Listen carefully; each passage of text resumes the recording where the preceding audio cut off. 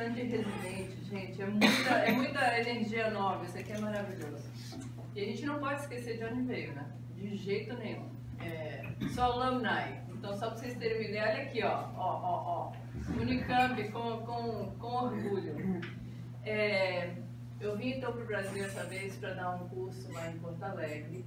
Eram aulas mais curtas, a Rebeca me convidou, eu falei, sabe uma coisa, juntar duas, fazer ciência e filosofia, que negócio esquisito é esse, né? Então, primeiro eu vou falar para vocês sobre neuropatia auditiva e depois começar um pouquinho sobre o que é ser um excelente médico, que é uma busca que todos nós temos, né, constantemente.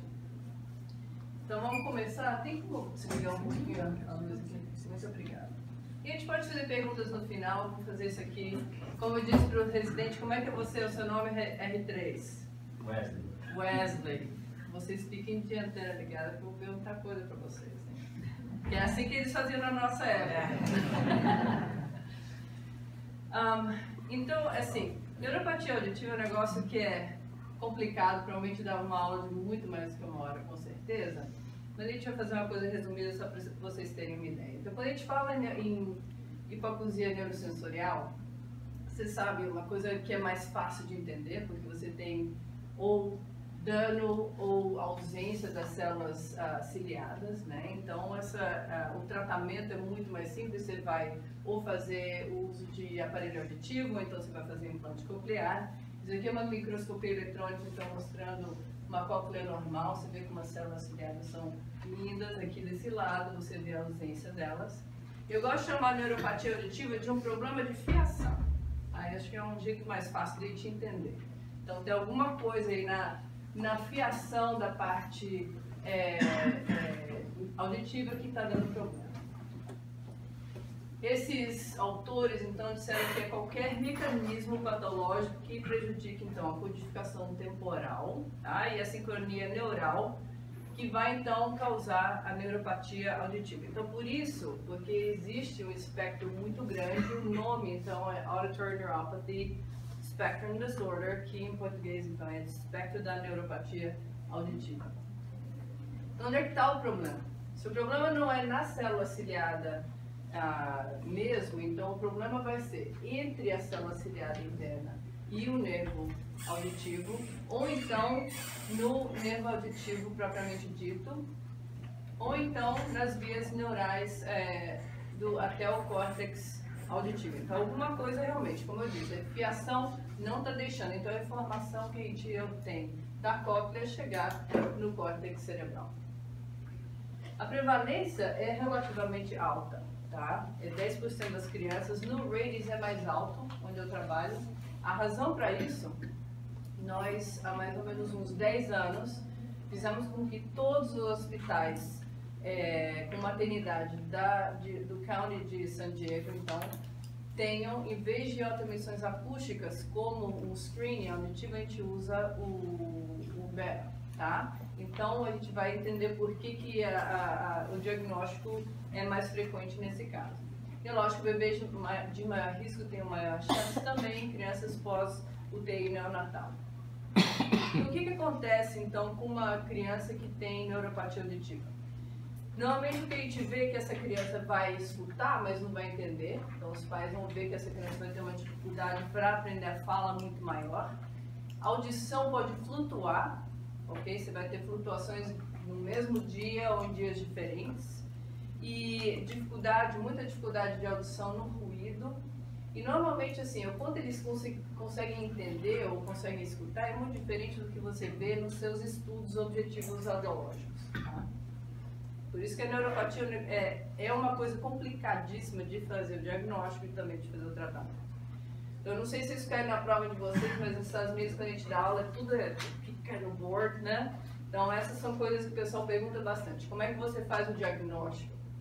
As respostas das células ciliadas vão estar presentes, tá? Então, você tem autoemissões acústicas presentes, você tem microfonia coclear presente. E o que vai estar anormal? Então, o que vai estar ausente? São as respostas neurais, ok? Então, são as respostas auditivas do tronco encefálico e você também não vai ter reflexos musculares do ouvido médio. Okay? Então, isso é mais ou menos in a nutshell. E o diagnóstico, quando você coloca essa criança para fazer uma audiometria, você vai ver que realmente a parte objetiva da avaliação audiológica e a parte comportamental vão ser normalmente bem diferentes. Você não consegue então ter uma avaliação muito boa com a parte objetiva. Você vai ter uma configuração que vai ser variável e normalmente o reconhecimento da fala para essas crianças é baixo. Esse aqui então mostrando um BERA de um paciente normal, você vê as ondas 1, 3 e 5 aqui, normais. E esse é um paciente com do espectro da neuropatia auditiva, onde você vê então a microfonia coclear e você vê que não existe então resposta neural. Esse é um BERA típico de um paciente com neuropatia auditiva.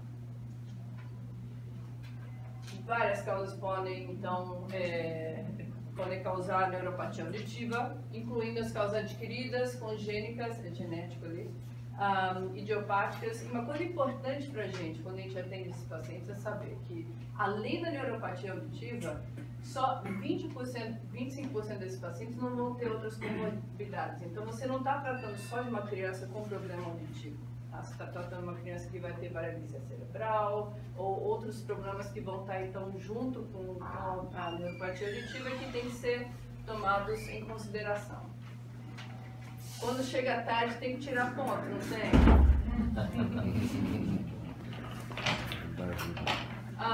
Então, vamos falar sobre a neuropatia adquirida, que é extremamente comum, normalmente é causada por uma história pré-natal complexa e outras condições desmielinizantes também, como a esclerose múltipla e o HIV, também podem causar, então, a neuropatia auditiva. Esse é um trabalho interessante onde o Berlin, que é um dos autores que mais escreveu sobre a neuropatia auditiva, ele mostrou que em crianças, 153 pacientes pediátricos com a neuropatia auditiva, várias delas, a maior parte, vão ter, 47% vão ser prematuras e 48% vão ter tido hiperbilirrubinemia. Tá? A hiperbilia é uma das maiores causas da neuropatia auditiva. Por quê? Ela vai acabar, então, afetando os neurônios na região da parte do córtex auditivo. Então, é extremamente comum crianças que tiveram exsanguíneo transfusão e hiperbile e não foi bem tratada, então, terem a neuropatia auditiva. Em alguns casos, isso que é coisa interessante também, os pais veem, se a criança tem neuropatia auditiva, faz o BERA, tem alteração, um dos problemas que a gente tem é não saber, então, quanto que essa criança escuta, qual a audição funcional dessa criança, tá? Até que elas estejam maiores, você possa, então, começar a avaliação, a parte do desenvolvimento de fala e também quanto eles estão funcionalmente escutando. Mas em alguns casos de bebês prematuros, que normalmente não tem nenhum outro problema de saúde, outras comorbidades, você pode ter o que se chama de neuromaturação. Então os pais sempre perguntam, né? Será que meu filho vai melhorar a audição? Nesse caso, existe chance, tá? Esses bebês podem, então, com o passar do tempo, provavelmente por causa da mielinização, então, que vai ocorrer durante os primeiros meses e primeiro ano de vida, você pode então ter uma melhora da audição desses pacientes. Então, uma bebezinha nossa que ela tinha um BERA típico de neuropatia auditiva, tinha 24 semanas de gestação e ao passar do tempo, ela está com 2 anos agora, a audição dela está em limiares leves, ou seja, houve uma neuromaturação. As causas congênitas, mais típicas vão ser as genéticas, então ou isolada ou sindrômica. Por que a gente está falando disso? A gente está entrando numa era, então, de tratamento específico para cada... Tem, mas tem um outro nome. Esse sim, e esse tratamento muitas vezes é porque você sabe, então, a causa genética dessa doença, você pode, então, fazer esse tratamento para esses pacientes. Então, por que eu vou falar dessas coisas aqui? Meu Deus, esses nomes são complicados.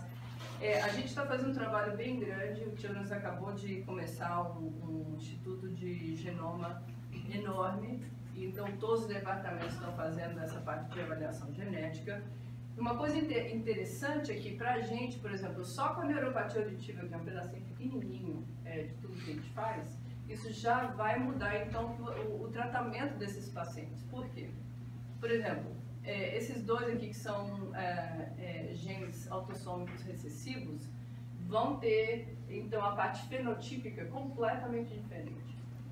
A autofelina, por exemplo, é um gene que ele vai estar na conexão sináptica entre a célula ciliada interna e o nervo auditivo.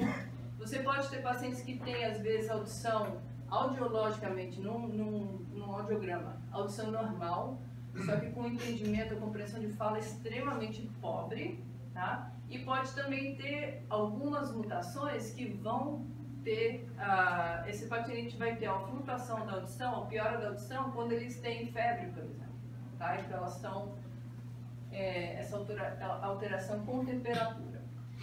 É importante para eu saber disso, por exemplo, se o meu paciente não está desenvolvimento fala e parece realmente que ele tem uma perda profunda quando você faz os estudos, esses pacientes são excelentes candidatos para implante coclear. Porque uma coisa com a neuropatia auditiva, a gente não sabe como é que eles vão então se dar com o implante coclear. Nos casos, se eles são positivos para a autofelina, então a chance que eles têm de se dar bem com o implante é muito maior. Esse aqui é o que eles chamam de Pejvakin, né? Então esse é onde eles são as regiões cerebrais e onde esse gene pode ser expressado. E nesse caso do Pejvakin, porque a alteração ocorre no centro, nas regiões mais centrais da via auditiva, eles não são tão bons candidatos, porque o que acontece? Você faz implante, a tentativa do implante, por exemplo, com a autofelina, é você regular a informação, o estímulo elétrico para o cérebro, certo? Nesse caso aqui, como o problema é mais central, essa regulação não ocorre de maneira efetiva. Esses pacientes não são bons candidatos. Outras síndromes, todas essas aqui, podem também causar neuropatia auditiva. É importante a gente ver que tem várias neuropatias ópticas que causam esse problema. Então, a avaliação oftalmológica é extremamente importante para todos esses pacientes. A gente manda, de qualquer maneira, todos os nossos pacientes com problemas auditivos para avaliação oftalmológica completa. Essas outras causas também, como o Guillain-Barré, também podem estar relacionadas com neuropatia auditiva e podem ser também temporárias. Uma coisa que é importante com relação à criança, agora que a gente está começando a falar sobre implante coclear unilateral e coisas assim, é saber sobre a parte anatômica, tá? A neuropatia pode ser causada, então, por um problema do nervo auditivo. O nervo auditivo pode estar muito pequeno, hipoplásico, e nesse caso, outra vez, é um problema de fiação, você não tem quantidade de fibra nervosa suficiente para levar então a informação da cóclea até o córtex. Esqueci seu nome outra vez, o R3. Sério, tá difícil. Esse é belíssimo, viu? Então, o que é isso aqui? Que exame é? A tomografia. Ok. E que plano? É o axial. Excelente. O que a gente está vendo aqui? Está vendo o osso temporal, mastóide, cóclea. Você está vendo alguma coisa alterada aqui? O que você acha?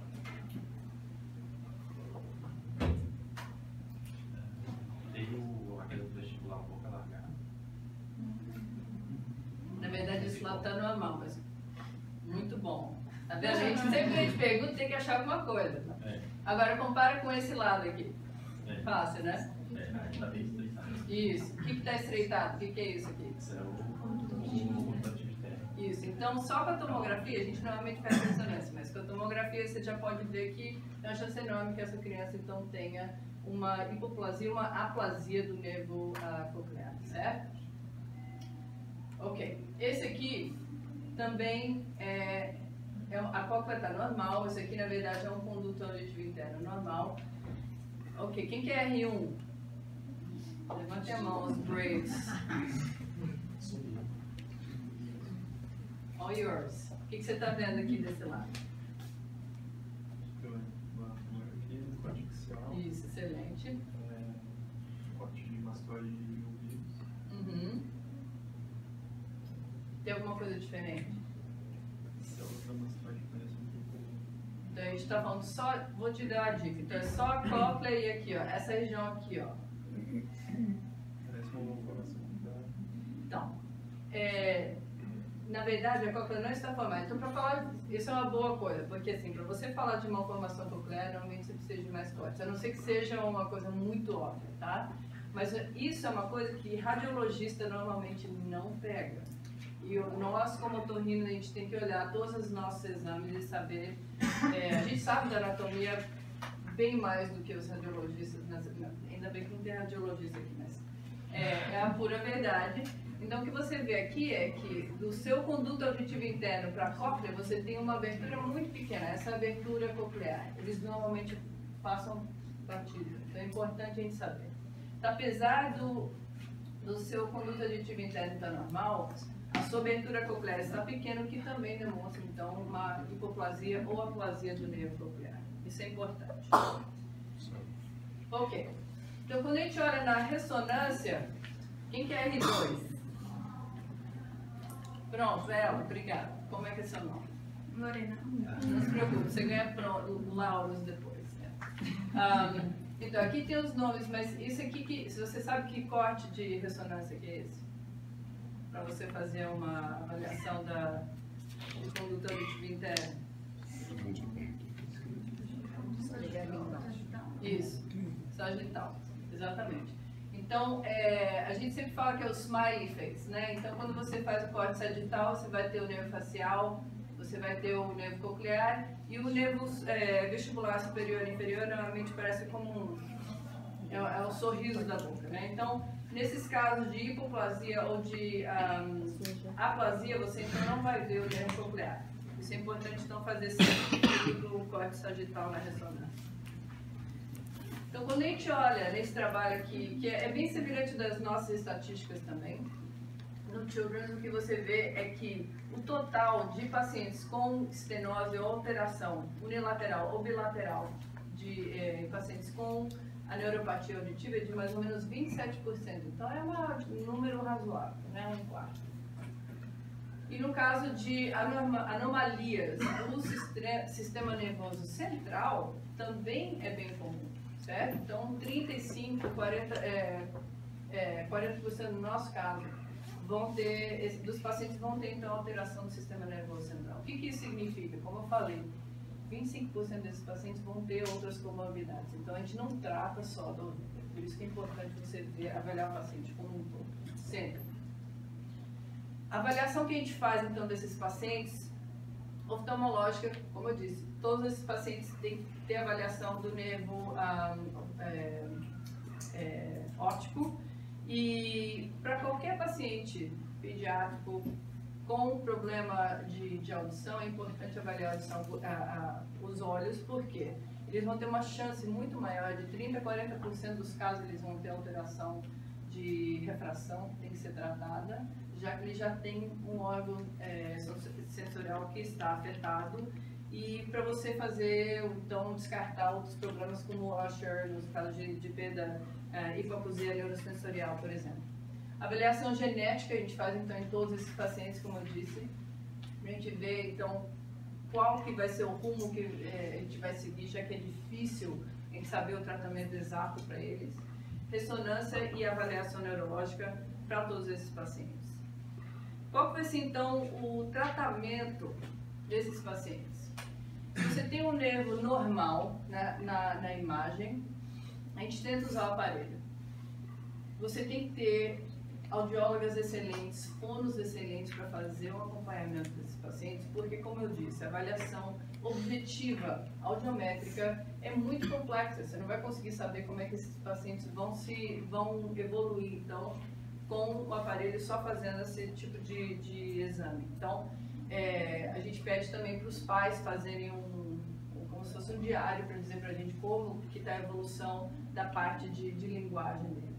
Se eles não tiverem bons resultados com o aparelho, porque o que eles explicam é o seguinte: quando você coloca um aparelho nesses pacientes, você pode estar, então, na verdade, amplificando que a gente chama de ruído branco, certo? Porque como você tem aquele problema de fiação, você pode até estar ouvindo o som, mas em vez de você escutar uma palavra, você escuta um som que não faz sentido nenhum. Você amplificar um som desse num paciente com uma hipoacusia unilateral, você vai afetar o outro lado, certo? Você vai afetar então o desenvolvimento dessa criança. Se não tiver bom resultado então, com o aparelho, a gente então vai tratá-lo como se ele tivesse uma perda profunda unilateral. Então o que você faz? Você pode usar um barra no software, se tiver mais velho e tiver resultado que seja decente, você pode fazer também ancorar então esse barra, você pode usar sistema de FM e até o cross hearing.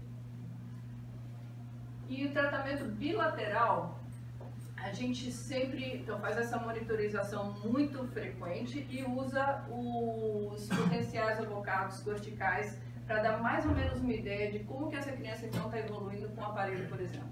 Tá? Então você vai dar estilo, você dá um estímulo auditivo e altera esse estímulo, então mede o P1 e o tempo em que você tem entre esses dois estímulos, dependendo da diferença temporal entre os dois, tá? O que isso significa? Uma pessoa normal tem que ter o mesmo tempo entre P1, os dois P1s aqui, independente do tempo do estímulo. Isso é uma pessoa normal. Então esse é um paciente com neuropatia auditiva que se dá bem com o aparelho auditivo. Agora nesse caso aqui você vê que você tem essa diferença aqui, depois quando você diminui o tempo entre os estímulos, a diferença, a mudança do estímulo auditivo, esse P1, o segundo P1 desaparece.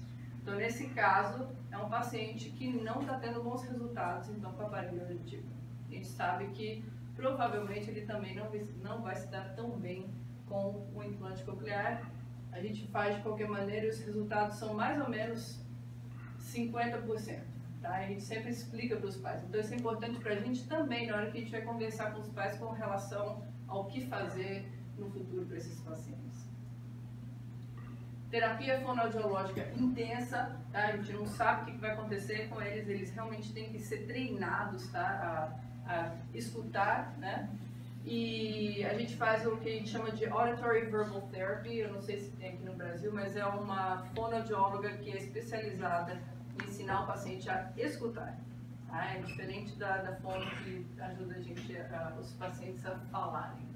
Monitora o desenvolvimento da linguagem, como eu disse, os pais são essenciais no tratamento dessas crianças porque a gente não sabe o que está acontecendo em casa. Quando você faz a avaliação, é um screenshot, né? Então a gente quer saber como é que eles estão desenvolvendo-se ao passar do tempo. Então esse diário que os pais fazem é muito importante.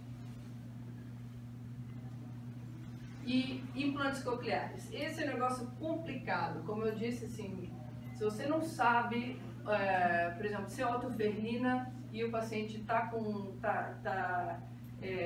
não está tendo um desenvolvimento bom da fala, os resultados são muito bons, praticamente semelhantes a pacientes com hipoacusia neurosensorial.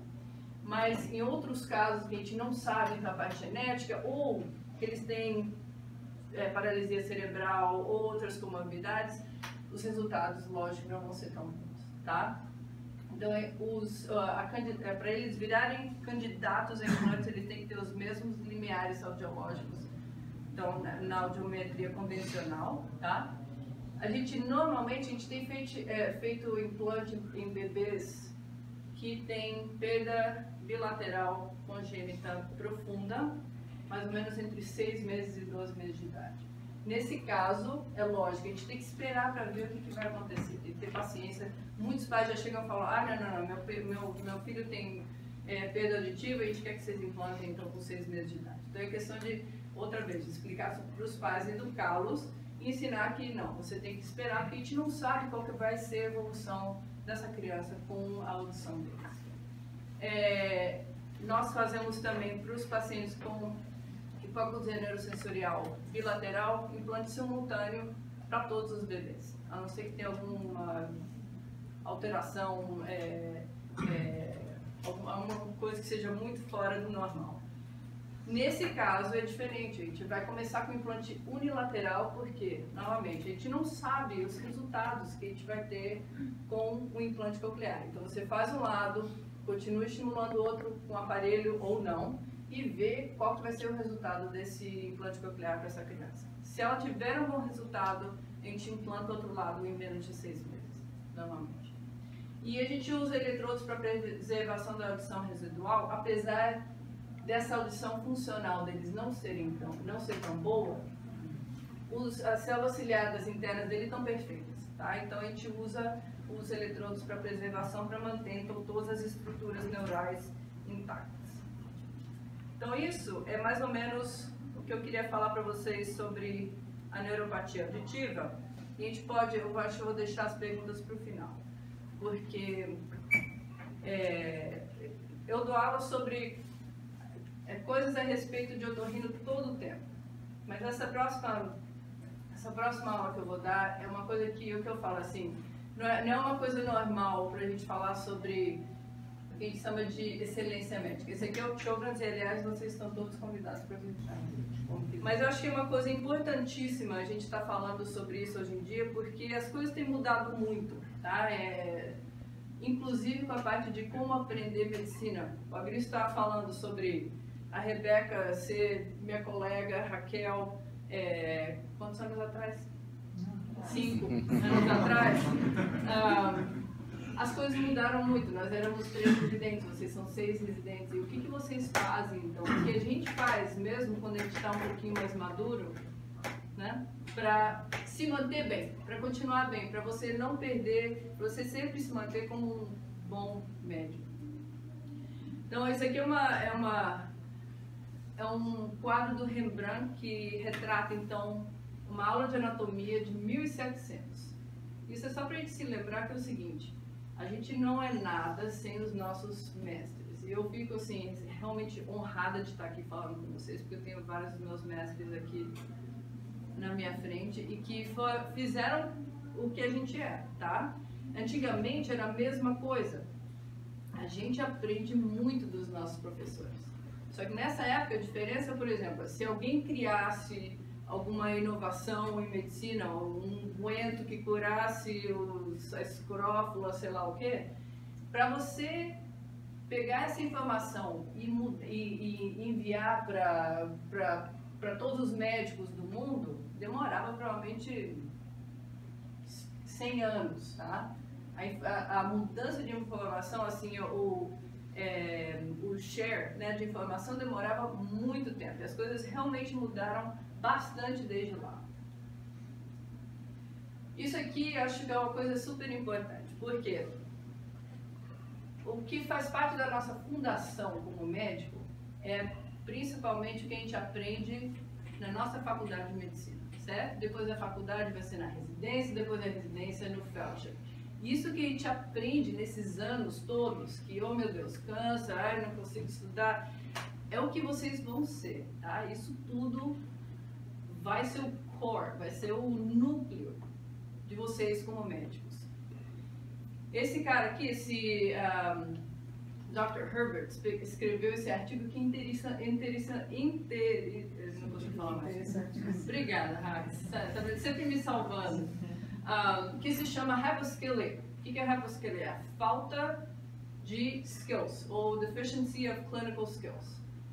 O que ele comenta é que é o seguinte, no passado existia o que se chamava de um high touch medicine, onde você conversava com o paciente, você tinha o tempo todo do mundo para conversar e falar com o paciente, e hoje em dia você tem um high tech medicine, tá?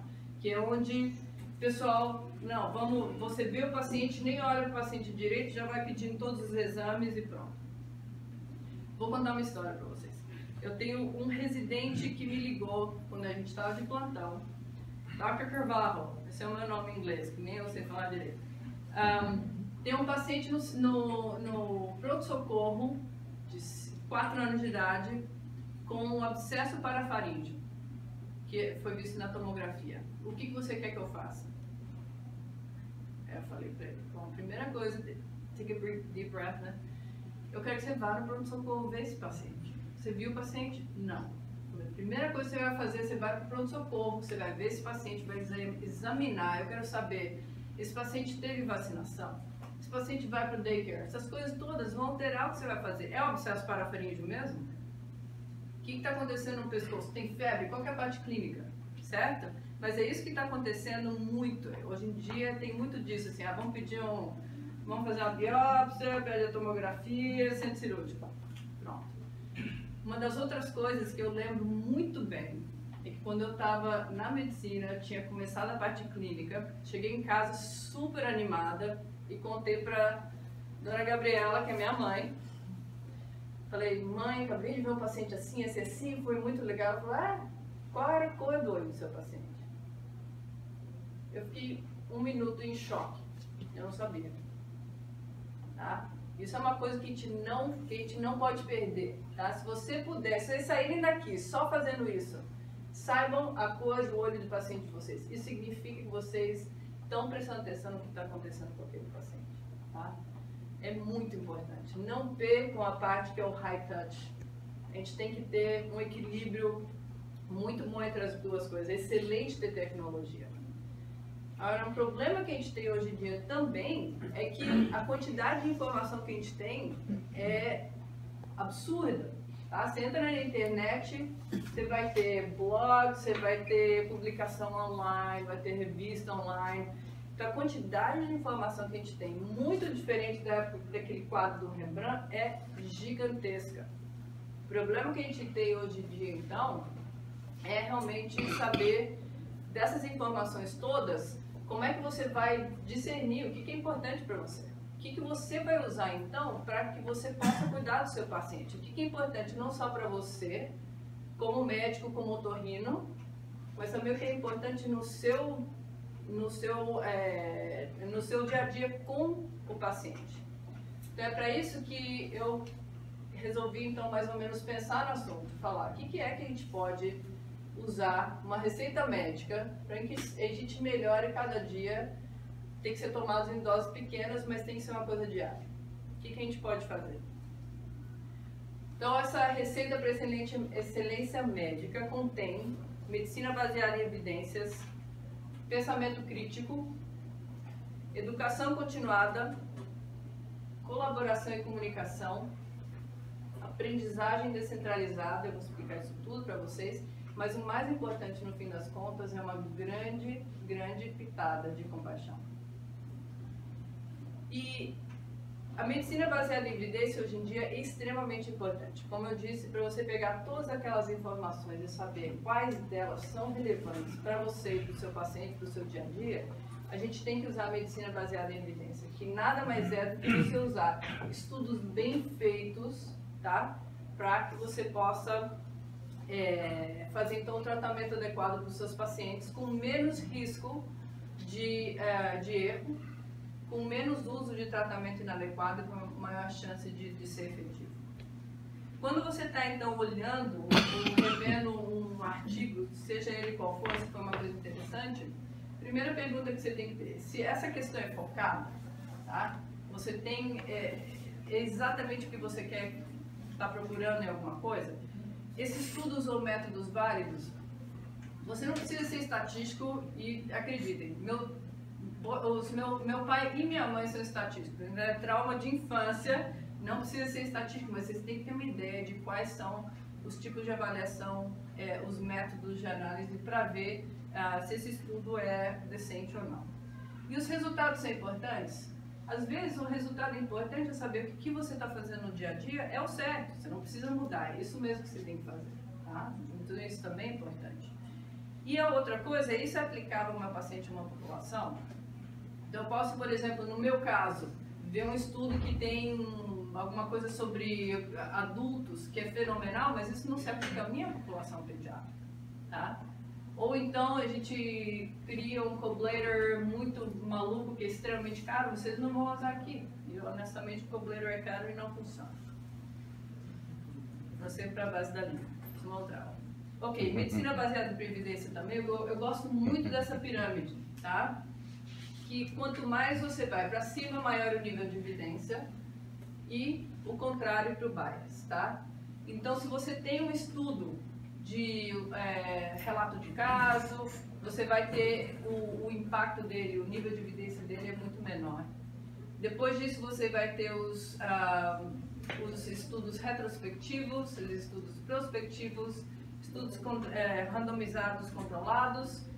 Aí vem as meta-análises que estão em voga, porque realmente, se forem bem feitas, é uma maneira excelente de você pegar uma população grande de pacientes e fazer uma análise correta, tá?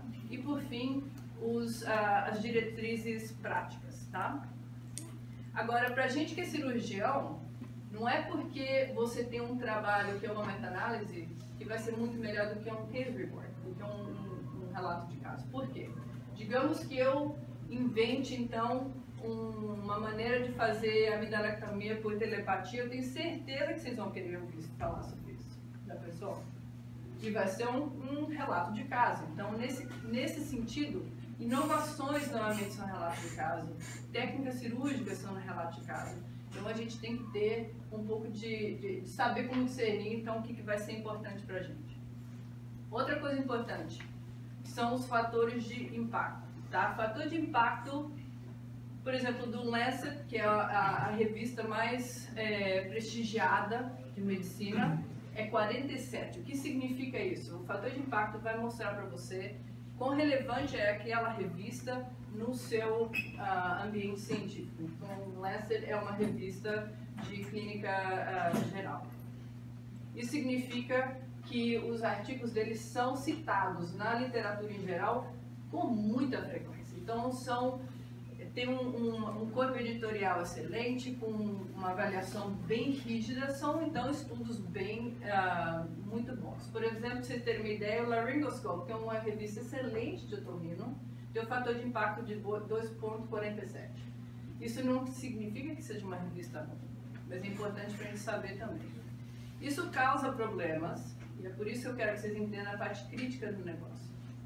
Esse trabalho aqui, por exemplo, saiu em 1998 e foi um dos trabalhos que criou um dos maiores problemas para a comunidade médica e científica. Tá?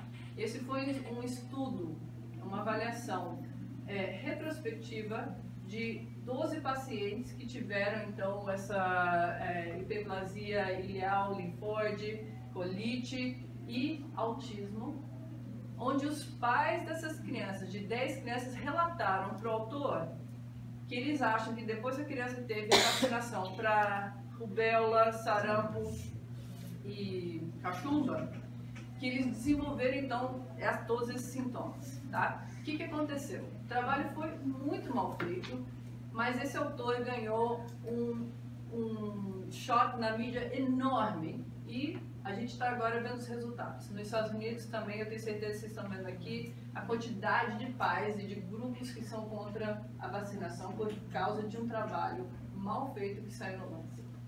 E mesmo depois de vários anos, ele foi removido da literatura.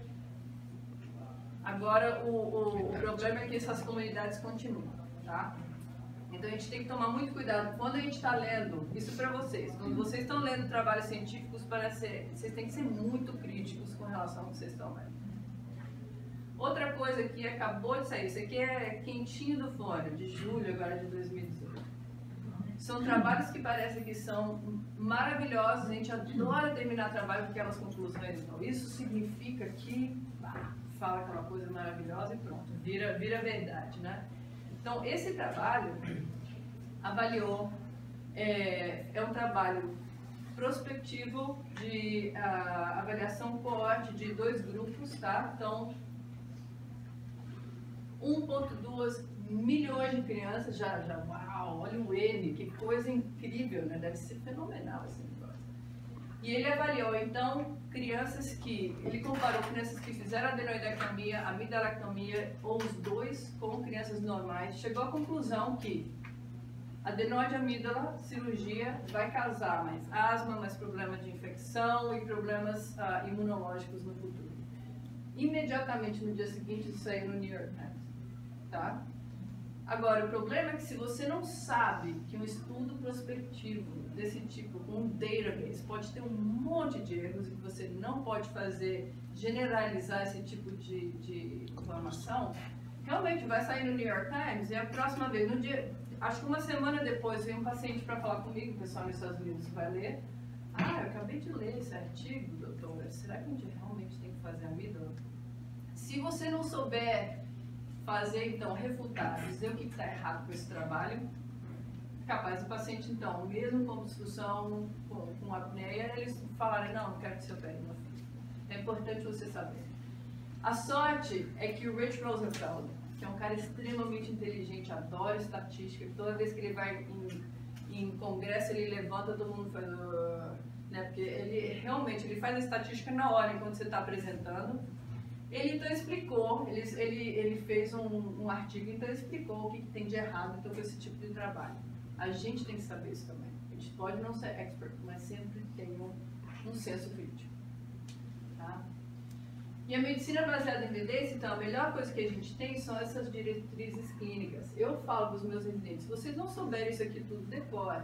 Não venham nem falar comigo. Você não precisa seguir isso tudo. Diretriz tem esse nome exatamente para isso, é para guiar o seu pensamento, tá? Com relação àquele paciente. Mas você vai usar aquilo naquele momento para um paciente individualizado, certo? Mas você tem que saber. Porque o que eles fazem, eles pegam, são grupos de experts, eles pegam meta-análises, eles pegam revisões sistemáticas, que são bem feitas, e vão, no fim das contas, então, chegar a conclusões, a recomendações de diferentes níveis, tá? Isso é importante a gente saber também. Então, como avaliar uma diretriz clínica. Isso tudo está online, no site da Academia Americana de Otorrino, e é tudo aberto de graça. Então, não existe desculpa para a gente não saber essas coisas. E a Academia Americana de Pediatria tem a mesma coisa para quem faz a parte de pediatria. Pensamento crítico, então. Isso é exatamente tudo isso que eu estou falando para vocês. Vocês têm que pegar essas informações todas, chegar no fim do dia e falar o que é importante para mim, o que é importante para este paciente agora que está no consultório que eu estou olhando para o olho dele. Certo? Então você tem que pegar essas informações todas. Esse paciente tem outras doenças, esses pacientes vão ter...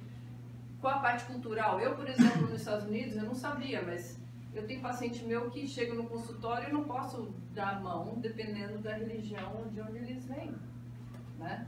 Aí pra gente, além disso, a gente ainda tem um monte de paciente que fala somali, que fala árabe.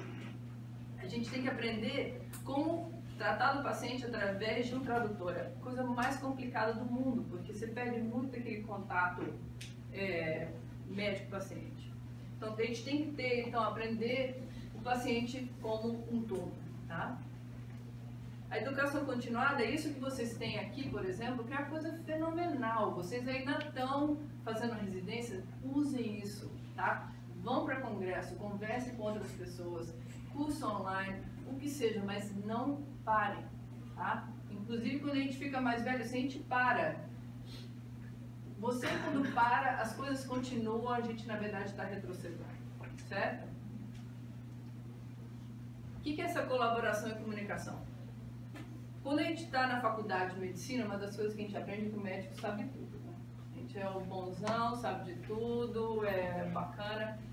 A gente tem que ter a humildade de saber lidar não somente com os nossos colegas, mas com outros especialistas. Por exemplo, no que a gente faz lá no Children's, isso é uma coisa que é o tempo inteiro. Eu tenho pacientes extremamente complexos. Eu não vou saber tratar de um paciente com uma tráquea que tem um problema pulmonar complexo ou com um problema cardíaco, neurológico, que seja. Então, essas coisas são extremamente importantes. Então, saber lidar, fazer equipes multidisciplinares que sejam funcionais. E não só isso. Eu não sei nada de fisiorrespiratório. E eu aprendi muito com o pessoal que é fisiorrespiratório no hospital. Até físio, fono, áudio.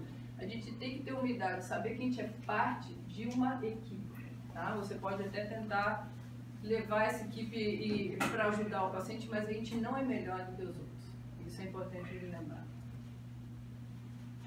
Educação descentralizada é uma coisa que aqui no Brasil é comum e eu estou vendo que está mudando e me deixa extremamente feliz. Extremamente feliz. O que é isso? A gente tem mania por exemplo, de fazer faculdade no mesmo lugar, continuar a residência no mesmo lugar, fazer fellow no mesmo lugar. E é tão bom, não tem coisa melhor. A gente aprende muito dos nossos mestres, cada um deles faz uma coisa um pouquinho diferente. Então até aquele sabor, né? Como é que você se relaciona com o paciente, como é que você faz uma técnica cirúrgica.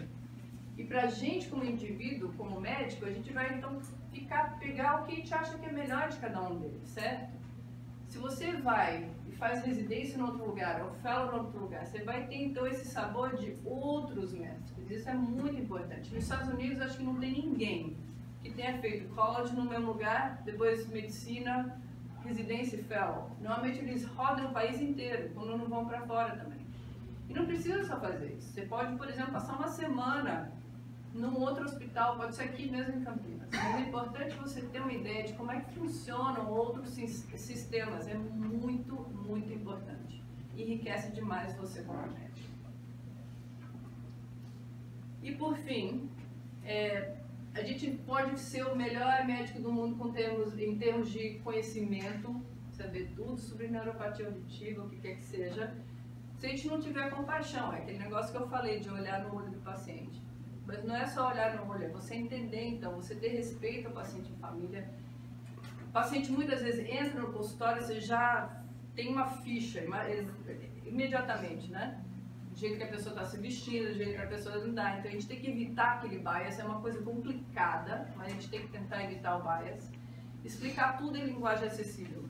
Isso não significa que eu vou começar a falar com uma pessoa que eu acho que talvez não compreenda o que eu vou discutir, com a linguagem paternal.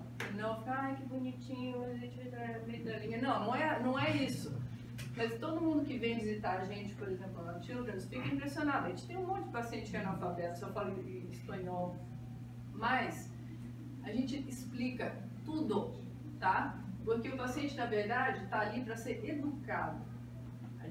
Eu não vou chegar e falar assim, o seu tratamento é X, pronto. Não. A gente educa, a gente explica o que está acontecendo com ele, da melhor maneira possível para que eles possam entender e também formar então um time com a gente com relação ao tratamento. E finalmente o active listening, que é uma coisa importante, tá? O que é o active listening? É uma coisa que a gente hoje em dia não tem tempo para pensar. Eu, por exemplo, lá a gente tem 10 minutos para ver um paciente de retorno. Dá tempo de dar oi, dar uma olhadinha rápida e tchau. Como é que você faz com que esses momentos, esses 10 minutos sejam usados da melhor maneira possível? Deixa o paciente falar. Ah, mas não dá tempo. Esse trabalho é interessantíssimo, tá? Eles fizeram um estudo num hospital terciário de medicina interna, então paciente com hipertensão, com diabetes, etc. E o que eles viram é que a média de fala espontânea, se você chegar, oi, tudo bem, como é que vai? É de 59 segundos. Eles falam em 59 segundos, 80% em menos de 2 minutos e acabou. Em que país, né? Boa pergunta. Não, mas Na Itália não é. Não, então, na idade deve ser 10 minutos. Esse aqui, na verdade, foi na Alemanha, mas o pessoal fala na hora. Mas eu achei interessante que eu comecei a fazer isso no meu consultório. Eu falei, vamos tentar. Certas coisas você tem que se treinar, tem que se forçar. E não é que é verdade. Vai ter um ou outro que começa a falar da mãe, da avó, do tio, do cachorro, né? Mas aí você começa a direcionar. É lógico que a gente tem que direcionar na amnésia. Mas se o paciente consegue falar tudo, chega e fala tudo que ele quer, a sensação deles é que realmente você está dando atenção para eles, certo? E não é como, por exemplo, eu tenho uma residente que chega, oi, tudo bem, você está aqui para apneia obstrutiva, o que está acontecendo com o seu ronco? Quanto tempo você ronca? O paciente fala, né? E o tal do active listening, que é muito importante, que eu tento ensinar para minha filha, por exemplo, que está ali, a Bia, e não é fácil, né? É prestar atenção, mas é olhar, é você fazer perguntas, você estar interessado, né? Não sei se vocês viram aquela propaganda do Alexa Silver, que ela fica, não é isso também. Então é uma parte, é físico, inclusive. Não é ficar, sim, aí tô pensando, ter que comprar não sei o que no supermercado. Mas você é uma postura, você está interessado, você escutar o paciente. Tá? Isso é muito importante. E no fim das contas, eu acho o seguinte, a gente tem que ter a humildade de saber que o nosso melhor professor vai ser sempre o paciente. A gente aprende todos os dias. Vocês mais ainda. Todo paciente que entra aí no ambulatório, vocês têm que agradecer de coração aberto, porque eles estão te ensinando, estão ensinando vocês a virarem otorrinos, a virarem médicos, a virarem pessoas melhores. Tá?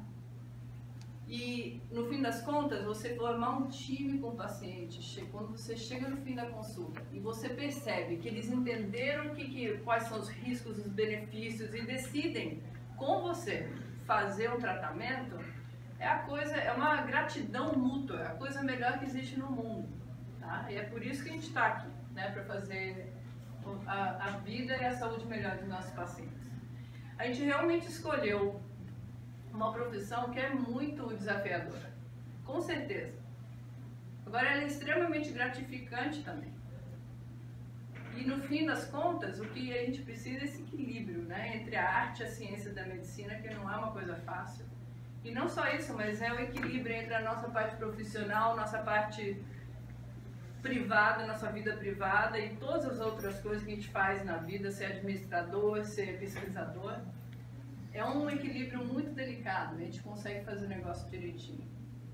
Isso daqui é uma foto lá de San Diego que a gente tirou faz um mês.